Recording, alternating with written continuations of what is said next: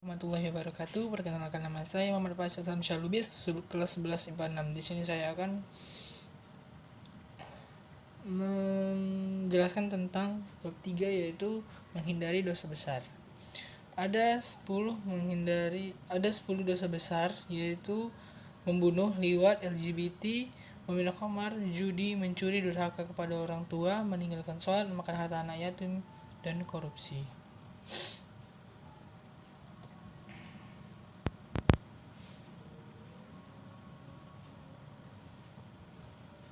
Yang pertama yaitu membunuh. Membunuh adalah perilaku yang sangat dilarang dalam Islam dan merupakan kejahatan tingkat tinggi. Efek pembunuh itu berkepanjangan sehingga menimbulkan dendam kesumat antar keluarga terbunuh dengan keluarga atau pembunuh sendiri.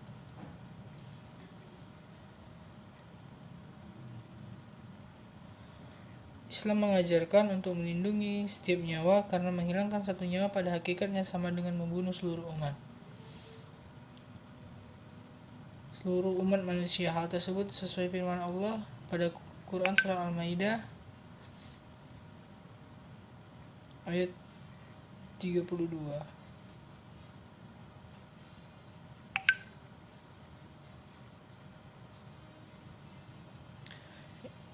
Lalu ada dampak negatif membunuh.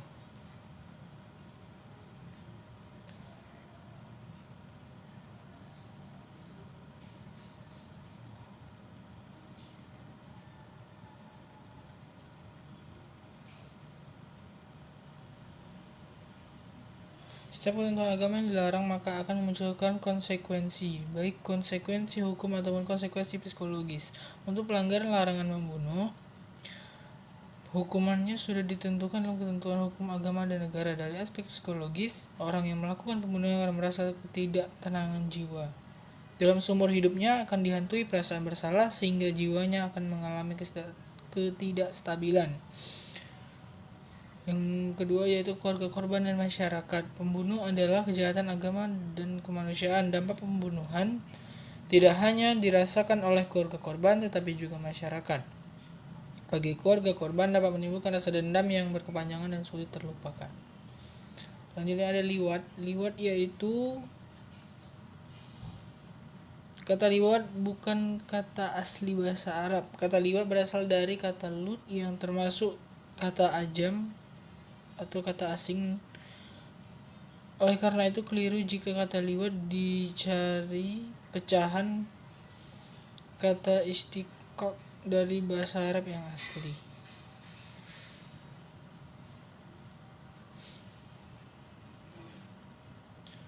Dalam bahasa Indonesia, liwat bisa diterjemahkan yaitu homoseksual. Liwat adalah suatu penamaan yang dinisbahkan kepada kaumnya Nabi Lut alaihissalam karena yang pertama kali melakukan perbuatan ini adalah umatnya Nabi Lut alaihissalam.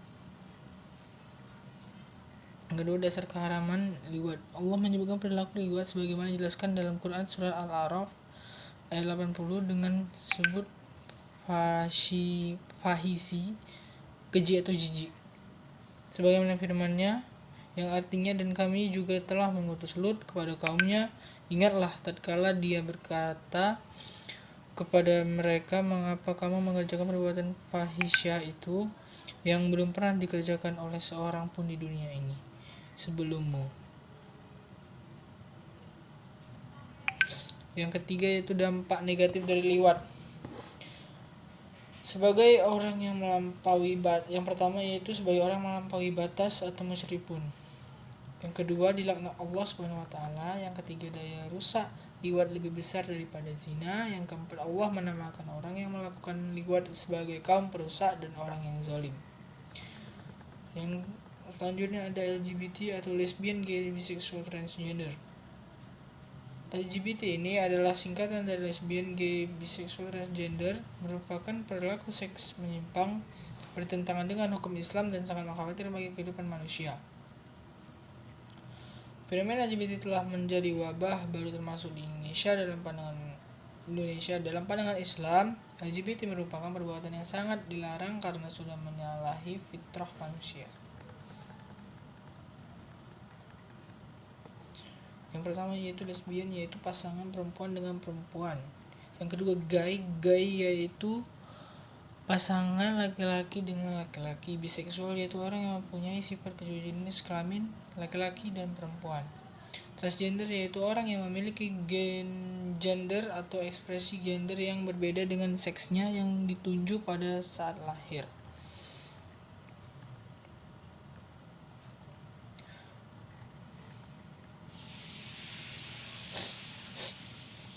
Yang pertama, dampak negatif liwat yaitu ada pelakunya akan dibinasakan Allah, dan LGBT itu menimbulkan penyakit yaitu penyakit HIV dan AIDS yang kita tahu bahwa penyakit tersebut belum ada penawarnya hingga saat ini. Selanjutnya, yang ketiga, merusak tata kehidupan sosial. Lalu ada meminum khamar.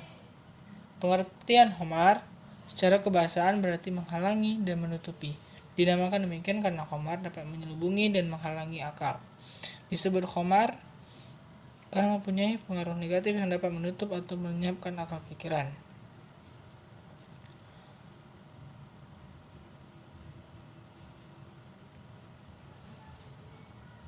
Yang kedua yaitu dampak mengkonsumsi khamar. Yang pertama adalah yang melanggar larangan agama. Yang kedua, memicu perbuatan jahat lainnya, terlarang melaksanakan ibadah dan menimbulkan gangguan mental, juga mendapatkan sanksi yaitu sanksi agama dan sanksi hukum.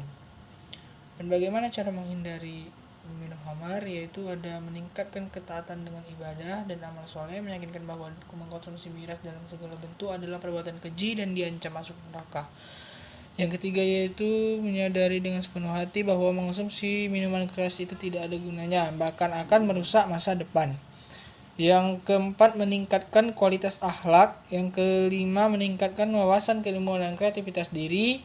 Yang keenam, menghindarkan diri dari lingkungan yang tidak baik. Hikmah larangan perilaku minum khamar yaitu masyarakat terhindar dari kejahatan yang dilakukan seseorang yang diakibatkan pengaruh minuman keras dan narkotika. Yang kedua, menjaga kesehatan jasmani dan rohani dari penyakit yang ditimbulkan dari pengaruh minuman keras dan narkotika. Yang ketiga, masyarakat terhindar dari sikap kebencian dan permusuhan akibat pengaruh minuman keras dan narkotika. Yang keempat, menjaga hati agar tetap takarrub kepada Allah dan mengerjakan sholat sehingga selalu memperoleh cahaya hikmah. Selanjutnya ada judi. Pengertian judi dalam Ensiklopedia Indonesia, judi diartikan sebagai suatu kegiatan pertaruhan untuk memperoleh keuntungan dari hasil suatu pertandingan, permainan atau kejadian yang dihasilkan yang hasilnya tidak dapat diduga sebelumnya.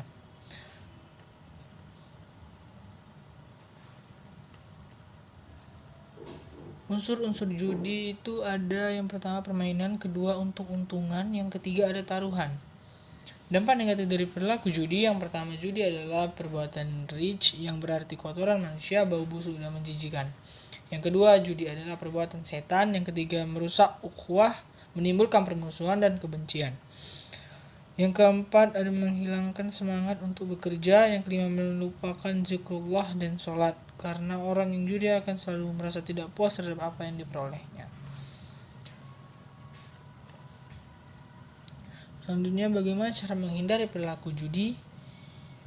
Yaitu para tokoh masyarakat atau yang pertama, para tokoh masyarakat atau tokoh agama dan pemerintah harus bergandeng tangan untuk bersama-sama memberantas perjudian. Yang kedua, setiap individu berusaha menghindari pergaulan dengan penjudi. Yang ketiga, setiap pelaku perjudian harus menyadari bahwa perilaku judi adalah melanggar ketentuan agama dan negara dengan cara segera bertaubat dan memperbaiki diri dengan amal soleh. Yang keempat, berusaha mencari rezeki yang halal dan qanaah. Yang kelima, senantiasa berjuang untuk menunaikan kewajiban secara istiqomah, baik secara terhadap keluarga, lingkungan, dan kepada Allah Subhanahu wa Ta'ala. Selanjutnya, hikmah larangan perilaku judi. Yang pertama, melindungi kehidupan sosial dari akibat buruk yang ditimbulkan dari perjudian. Yang kedua, etos kerja akan meningkat. Yang ketiga, rizki yang diperoleh dengan jalan halal akan mendatangkan keberkahan. Yang keempat, masing-masing individu akan menjadi bersemangat untuk bekerja sesuai dengan kompetensi yang dimilikinya. Yang kelima, memupuk perasaan malu dan kasih sayang terhadap sesama manusia. Yang keenam, terciptanya kedamaian. Selanjutnya ada mencuri. Pengertian mencuri menurut Kamus Besar Bahasa Indonesia, kata mencuri diartikan sebagai mengambil milik orang lain tanpa izin atau dengan tidak sah, biasanya dengan sembunyi-sembunyi. Yang kedua, dampak mencuri bagi pelakunya. Yang pertama, mengalami kegelisahan batin, mendapat hukuman, tercemar nama baiknya, dan merusak keimanan. Untuk korban dan masyarakat, menimbulkan kerugian dan kekecewaan, menimbulkan ketakutan, munculnya hukum riba. Yang ketiga, menghindari perilaku mencuri bagaimana? Dengan menyusur nikmat Allah, menghormati hak milik orang lain, meningkatkan etos kerja, hikmah larangan. Yang selanjutnya ada yang keempat, hikmah larangan mencuri. Terjaminnya hak milik. Yang pertama adalah terjaminnya hak milik, seorang akan menjadi tenang karena harta benda yang peroleh terlindungi dari pencurian. Yang kedua, setiap orang akan termotivasi untuk bekerja keras sehingga terhindar dari perilaku malas. Terjaminnya tata kehidupan sosial yang damai dan harmonis. Dan yang keempat, dengan adanya ancaman hukum bagi pelaku pencurian. Selanjutnya ada durhaka kepada orang tua. Larangan durhaka kepada orang tua, sesungguhnya jasa kedua orang tua terhadap anak sangat besar, bahkan tidak dapat dinilai dengan apapun. Seorang ibu telah mengandung anaknya dalam keadaan lemah dan susah. Dia menyabung nyawa untuk melahirkan anaknya, kemudian memelihara dan menyusunya dengan penuh lelah dan perjuangan. 2. Bentuk-bentuk perbuatan durhaka kepada orang tua. Yang pertama, ada mengucapkan perkataan yang menunjukkan tidak suka seperti atau semacamnya. Membentak atau bersuara keras kepada orang tua sebagai dengan firman Allah pada Quran Surah Al-Isra ayat 23. Yang kedua, bermuka masam dan cemberut kepada orang tua. Yang ketiga, mencela orang tua. Yang keempat, memandang sinis kepada orang tua. Yang kelima, malu menyebut mereka sebagai orang tua. Yang keenam, memberatkan orang tua dengan banyak permintaan. Dan bagi laki-laki yang sudah menikah, lebih mementingkan istri daripada orang tua dan menelantarkan orang tua ketika masa tua atau saat membutuhkan anaknya. Dampak durhaka kepada orang tua ini yaitu yang pertama, dibenci Allah Subhanahu wa taala, digeserkan untuk mendapatkan azab di dunia, yang terhalang masuk surga, yang termasuk golongan orang hina. Selanjutnya, dosa besar selanjutnya yaitu meninggalkan sholat.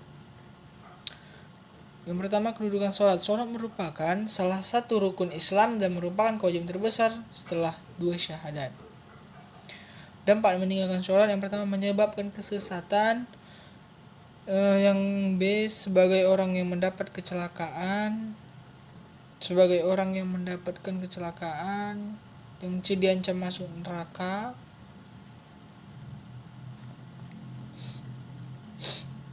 Selanjutnya, memakan harta anak yatim. Larang memakan harta anak yatim dengan batil. Memakan harta anak yatim dengan batil sangat dikecam dalam Islam dan digolongkan kepada dalam dosa besar. Di antara kewajiban wali terhadap anak yatim yang menjadi tanggungannya adalah mengurusnya dan mengurus hartanya dengan sebaik-baiknya. Selanjutnya, dampak memakan harta anak yatim dengan batil. Yang pertama, diancam masuk neraka. Yang kedua, tergolong orang-orang yang melakukan dosa besar.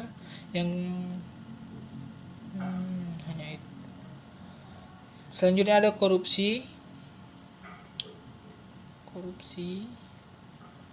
Pengertian korupsi yaitu kata korupsi atau rasuah berasal dari kata bahasa Latin corruption, dari kata kerja corrumper yang bermakna busuk, rusak, menggoyahkan, memutar balik, dan menyogok. Transparency International mendefinisi korupsi sebagai perilaku pejabat publik, baik politikus atau politisi maupun pegawai negeri, serta pihak lain yang terlibat dalam tindakan itu yang secara tidak wajar dan tidak legal menyalahgunakan kepercayaan publik yang dikuasakan kepada mereka untuk memperkaya diri atau memperkaya mereka yang dekat dengannya. Bahaya korupsi yang pertama adalah korupsi menyebabkan kehinaan dan siksa api neraka. Yang kedua, perbuatan korupsi dapat menyengsarakan rakyat. Yang ketiga, terhalang masuk surga. Yang keempat, doanya tidak dikabulkan. Dan bagaimana cara memberantas tindak pidana korupsi? Yang pertama ada strategi preventif. Ada beberapa strategi, yaitu strategi preventif, strategi deduktif, strategi represif.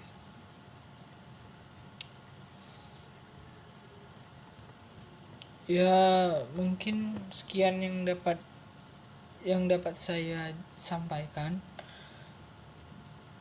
Wassalamualaikum warahmatullahi wabarakatuh.